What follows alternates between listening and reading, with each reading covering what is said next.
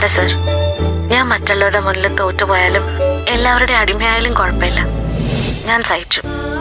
എന്നാ സാറിന്റെ തലയൊന്ന് താഴ്ന്നു പോയാൽ എനിക്ക് പിടിച്ചു നിൽക്കാൻ പറ്റില്ല. ഇതിനെല്ലാത്തിനും കാരണം സാറിന്റെ മദ്യപാനാണ്. എത്രയോ ദിവസം സാറ് കുടിക്കാതിരുന്നു. അന്ന് സാറ് സൂര്യോദയം കാണുമായിരുന്നു. വെളുക്കുന്നതും ഇരുട്ടുന്നതും ഒക്കെ കൃത്യമായിട്ട് അറിയുമായിരുന്നു. അടുത്തിരിക്കുന്ന എന്റെ മനസ്സും സാറിനെ സ്നേഹിക്കുന്ന അച്ഛന്റെ മനസ്സും ഒക്കെ കാണാപ്പാടായിരുന്നു. പക്ഷെ സാറ് കള്ളു കുടിക്കുമ്പോ, ബോധം മറിയുമ്പോ സാർ എല്ലാം മറക്കും.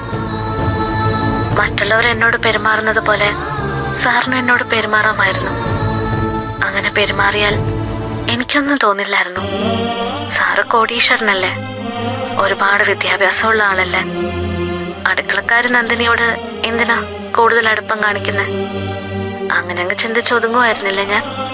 പക്ഷെ ഇത് നല്ലതല്ല സർ. ഈ വീട്ടിലുള്ളവരൊക്കെ ഇപ്പൊ സാറിന്റെ ശത്രുക്കളാ. പകൽവെട്ടത്തില് സാറ് ചിലപ്പോ എന്തേലുമൊക്കെ പറഞ്ഞ് അവരുടെ ഒപ്പം പിടിക്കുന്നുണ്ടാവും. പക്ഷെ ഇവിടെ ഇപ്പൊ ഈ രാത്രി എല്ലാ മുറികളിലും സാറിനെ കുറിച്ച് അവജ്ഞയോടെ ആയിരിക്കും സംസാരിക്കുന്നത്.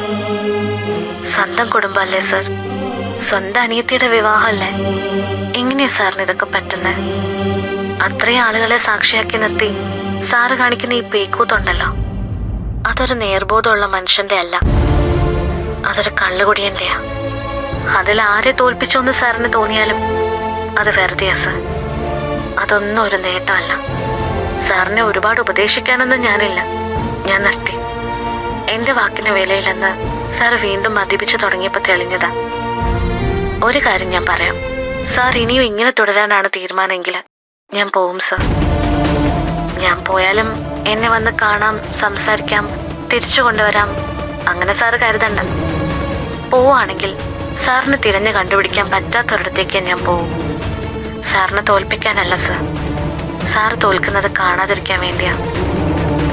സാറിന്റെ താലി എന്റെ കഴുത്തിലുണ്ട്. സാറിന്റെ രൂപം മാത്രം എന്റെ മനസ്സിൽ. അതങ്ങനെ തന്നെ ഇരുന്നോട്ടെ. തലയെടുപ്പോടെ, ഗൗരവത്തോടെ, അഭിമാനത്തോടെ. അല്ലാത്തൊരവസ്ഥ എന്നെ കൊല്ലുന്നതിന് സമ. കേട്ടോ സർ?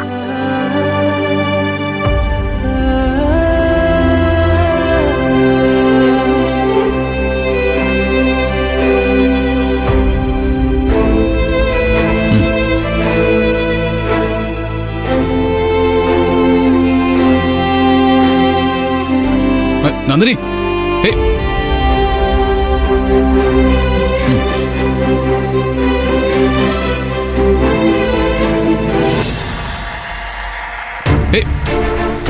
നന്ദിനി പോവല്ലേ? നന്ദിനി,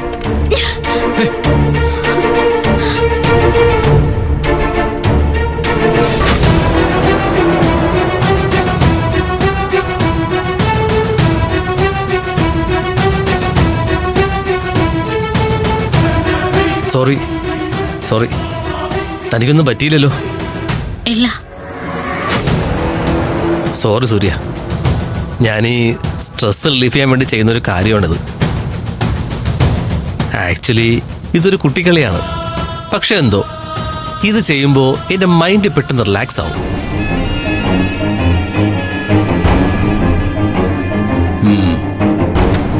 അതെ, ടോയ്ക്കാർ വെച്ച് കളിച്ച നിഷ്കളങ്കനാണെന്ന് മറ്റുള്ളവർ കരുതിക്കൊള്ളും. ആ ഒരു തോന്നൽ വേണ്ട.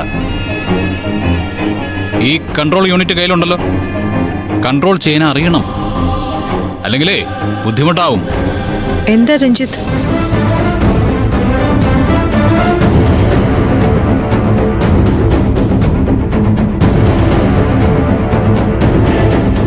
എന്താ സംഭവിച്ചേ?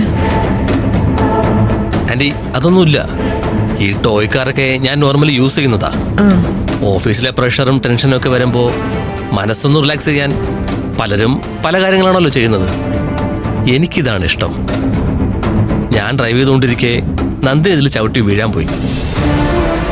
അത്രേ ഉള്ളൂ, അല്ലാതെ വീണൊന്നുമില്ലല്ലോ. വീണില്ല, വീഴുമായിരുന്നു, ഞാൻ പിടിച്ചില്ലായിരുന്നെങ്കിൽ.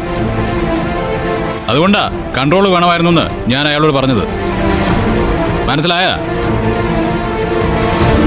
നന്ദിനി, തമ്പിക്കോ ചെല്ല.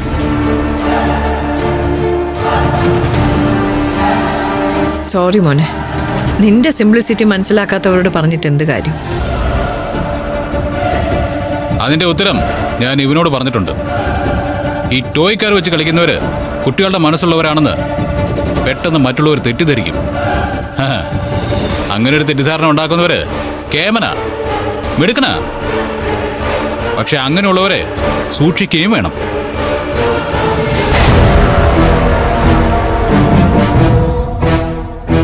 എന്താ ആന്റി ഇത്? എന്റെ കയ്യിൽ നിന്നൊരു തെറ്റുപറ്റി, അതിന് ഞാൻ ക്ഷമ പറയുകയും ചെയ്തു. അശ്ശേ, മോൻ അത് കാര്യാക്കല്ലേ. അവന്റെ ശീലം അതാ. അവൻ പറയുന്നത് മാത്രമാണ് അവന്റെ ശരി. മറ്റാരും എന്തു പറഞ്ഞാലും അവൻ എതിർപ്പ് കാണിക്കും. എന്ത് ചെയ്യാനാ? മോ ഓരോന്ന് മനസ്സിൽ വെക്കല്ലേ. അയ്യോ ആന്റി, ഒരിക്കലുമില്ല. എത്ര ദേഷ്യപ്പെട്ടാലും സൂര്യ വേദയുടെ സഹോദരനാണല്ലോ. ഇനി എത്രയോ കാലം ഞങ്ങൾ ഒരുമിച്ച് ഒരുപാട് കാര്യങ്ങൾ പ്ലാൻ ചെയ്യാനുള്ളതാ.